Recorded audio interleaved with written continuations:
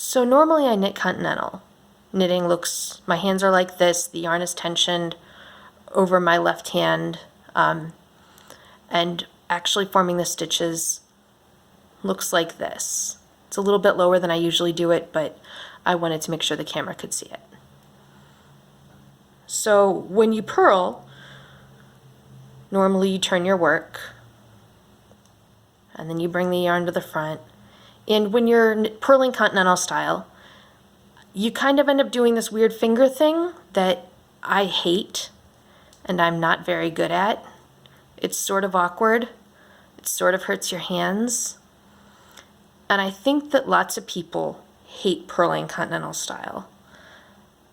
And so commonly it's avoided by knitting backwards.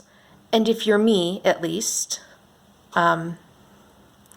that looks like this. You know, you go in, you wrap the yarn, you come back out. It's pretty quick.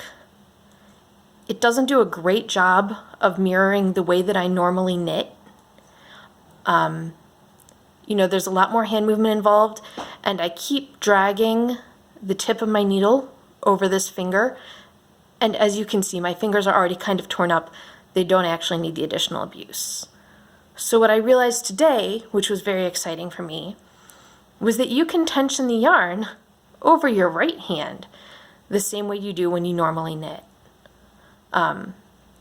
So instead of tensioning it over your left, you tension it over your right.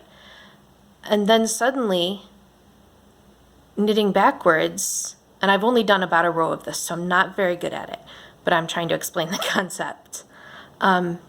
Knitting backwards just means that you pop through and pick that yarn, which is much easier for me and much closer to the movement that I usually make when knitting than either the way that I'd been knitting backwards previously or the traditional way of purling. So, you know, like you can see, you end up with the same stitch, obviously, and my tension is actually much better when I knit like that, presumably because I'm not contorting my fingers into terrible and unnatural positions.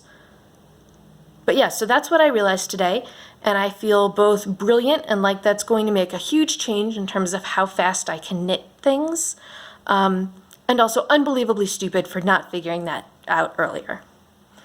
So hopefully this explained something to someone. That's it.